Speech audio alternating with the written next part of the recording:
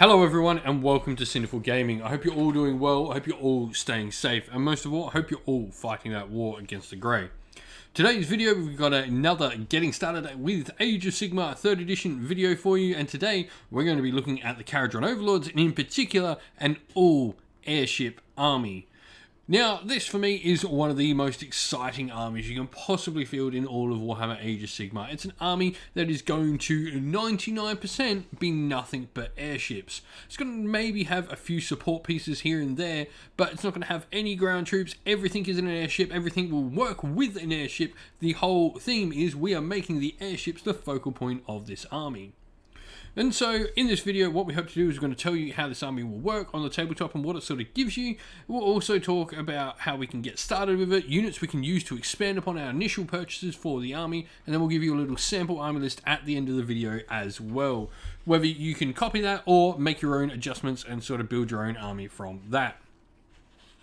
So, for starters, obviously, it's an all-airship army, so this means we've got very good maneuverability throughout the army. We've got the ability to fly high with all our models, which effectively is teleporting, and then we've got fast movement on all our airships as well, ranging from, move 12, which is really nice, and move 10 on some of the larger ships.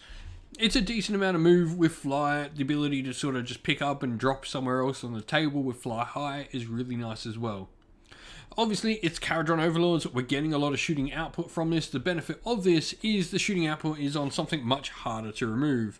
Generally, our airships have 4 and 3 up saves. They can generally get some buffs thanks to their triumphs they can take. They generally are pretty solid. They've got a lot of wounds to get through. Decent saves, not the most fantastic, but decent. I mean, this is pretty much a Kharadron Overlords version of a monster army list. They don't have their own monsters, and their ships effectively are their monsters. So, with this army, you can get that feel for how a monster army works with your own sort of cool Kharadron Overlords twist to it. And so, let's start looking at where we start with this force. And so, for starters, I'm going to suggest an Etheric Navigator. Now, he may not be the best and most, the most optimal choice to start out this force with. However, he's in here for a reason, and you'll find that out in the list at the end. You could definitely substitute him out for an Engine Master first, but we'll talk about them in a sec. Navigators are pretty cool. They've got a cool command trait, which gives extra movement to one of your ships, up to 3 inch. You've got the Read the Winds, where you can reroll run and charge rolls for friendly sky vessels that are visible to him. Note his visibility is throughout a sky ship. And he's also got the Aether Storm ability, where it can hamper an opponent's movement and charging, which means, you can pin your opponent in place much easier while your airships go around and do the damage. He's also got the ability to attempt to dispel one endless spell at the start of the hero phase, and he can unbind an enemy spell in the hero phase as well. So it gives you a little bit of magical defense. Now, alongside him, we're going to grab an Archnaut frigate, who, thanks to the Baron Zilfin sub-faction, become battle line. You could also choose to go gun haulers here if you want, and we'll talk about gun haulers in a sec, because they also become battle line in one of the different skyports as well. If you are playing in Barak Urbaz, you will get battle line gun haulers. So there's a couple of different ways you can build your battle line requirements out of airships, which is pretty sweet. The frigate is our medium class ship. It's got a decent array of firepower, sort of a middling sort of weapon. It's got one heavy sort of weapon, and then it's got its Aether Shot carbines around. It can also do a little bit of extra shooting. It's got an ability, if it's got the Skyhook, to add some to its charge rolls.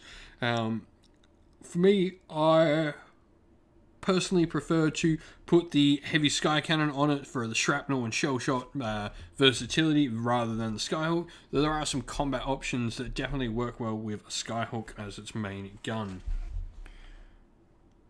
And so we were talking about a couple of these units, and let's go through them. Let's start off with the Grundstock Gun Hauler. This is one of the options you've got for another battle line flying unit. Gun haulers are effectively cannons that fly. They've got one main weapon, they can fly high, they've got a few different abilities you can use. The drill cannon's got some cool abilities to do some mortal wounds. And they've got the ability for bomb racks in combat. Escort vessels as well is a really cool rule where you roll a dice each time you allocate a wound to a friendly sky vessel other than a gun hauler within 3 inch of gun hauler, and on a 6 that wound or mortal wound is negated as they sort of jump in the way. So you can, these do a pretty good job of protecting your other airships as well. there's some cool abilities, and gun haulers are certainly cheaper than your frigates. They'll provide different sort of options and give you a lot more bodies on the board rather than taking an all frigate army. There's definitely the option to do whichever one you want. But now onto the big ship, and that is the Archnaut Ironclad. This is our big heavy hitter monster, airship rather.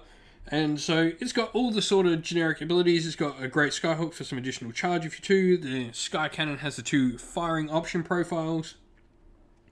It's got bomb racks, it's got the disengage ability, it's got flying transport as well, so it can carry some troops and hitches, and also etheric navigation and engine rigger. In your hero phase, you can heal 1 wound allocated to this model. In addition, you can reroll run rolls for this model. So pretty solid all round. 3-up save and 18 wounds is really hard to get through, and it puts out a pretty decent amount of firepower. The other units I want to talk about, first of all, are engine riggers. This is a unit that can hitch alongside your airships. They're actually a flying unit, and the big reason they work well with your sky vessel is they have the engine craft ability where they can heal some wounds. So at the start of your hero phase, you pick 1 friendly sky vessel within 1 inch of this unit and roll a dice for each one of this unit. For each 4+, you heal a wound to that sky vessel. They're also a combat option unit, so engine riggers do a decent amount of combat damage, which means they work really well alongside your airships, as the airships can sort of move around and have this combat unit to protect them should anyone get too close. The last unit to talk about is the Engine Master. He's a really cool one. He has his own healing ability. He can allow the engine riggers to do a better healing with his command ability, which you can reroll their healing dice. He's also got a decent weapon, the foot version, but you've also got the flying version as well, with the dirigible suit, which is a pretty cool little character. He has a bit more shooting potential than the other variation of the engine rigger, put out that little bit more damage at range, and he can do his own little command ability as well, where he gets the reroll the dice as well, same as the foot one. Of course, because he's got a balloon on his back, he can of course do the hitching rule, much like our engine riggers do, which is where they sort of, when an airship flies high, they get to sort of hitch alongside them without counting as part of its garrison. It's a really cool rule that allows you to get that little bit more maneuverability out of these sorts of units. And so here we have a little sample army list for the Kharadron Overlords all airship army. And so we're going to be playing in the Skyport Barracks Zilfin because I want to get frigates as battle line. So what exactly do we get with this particular Skyport? And so we get to choose 1 extra sky vessel in our army straight away to have a great engine work, which are effectively like Kharadron Overlords mount traits for their airships. We get the Kharadron code, so we get Article Master of Skies. We can reroll hit rolls for attacks of 1 made by sky vessels that target units that fly. So all those big nasty monsters that fly on the table, well, all our airships in our all airship army are going to shoot them better. We've got the amendment, Don't Argue with the Wind, where in your movement phase, if you declare a friendly Barracks Zilfin unit will run, do not make a run roll. Instead, add 6 to the move characteristic of that unit. You've also got a footnote as well. There's always a breeze if you look for it, where once per battle in your hero phase, 1 friendly Barracks Zilfin unit can make a normal move. It cannot run, retreat, or disengage. This is pretty cool.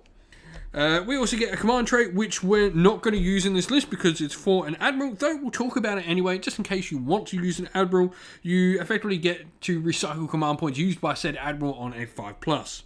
We then get the Staff of Ocular Optimization, which is pretty cool as well. This is an artifact we have to where we get to pick one of the bearer's missile weapons and add 1 to the hit rolls for that missile weapon. So we've got all that. We've got an Etheric Navigator. He's going to be our general. He's going to have Right in the Winds, which gives 3 inch to any airship he's in for movement. So we get an extra 3 inch movement on 1 ship. Now we're combining this with the Magnificent Omniscope, which is a great engine work, giving 2 inches to a particular frigate. So this means one of our frigates is +2 move, one of our frigates is +3 move. We've then got a Grundstock Gun Hauler who's got the Zonbacorp Death Settler Spar Torpedo, which does some mortal wounds when this model charges, so it makes a great little sort of, I guess, suicide missile here For the army, we've got a ton of shooting. This army is just going to be a box of this, trying to shoot everything. If something has fly, that thing is dead, because the army is going to absolutely shoot everything at it. So hopefully we can take off any big sort of nasty flying monsters quickly with this army, and then sit about dismantling the rest of our opponent's force. We've got no triumph in this army, as we are 750 points on the nose, and that's why we need that navigator in there, because the only way you get this army to work. But we've also got the Mortar Realm Chamon, just because fluff, and then Hold the Line as a grand strategy, meaning both our frigates need to be taken down for us to lose that grand strategy. 43 wounds is solid. It's a decent amount of wounds for this points level. No reinforced units and no allies, and a 1-drop because it's in a battle regiment, because those frigates become battle line units and are no longer behemoths. With that said, if you've been playing Kharadron Overlords in the new edition of Warhammer Age of Sigmar, let us know how you're going and what you're working on, especially if you're playing with an all airship army. Let us know how it goes in the comments below. And so that's the end of the video. If you enjoyed it, please don't forget to leave a like and subscribe to the channel, and while you're at it, leave us a comment and let us know what you liked about the video.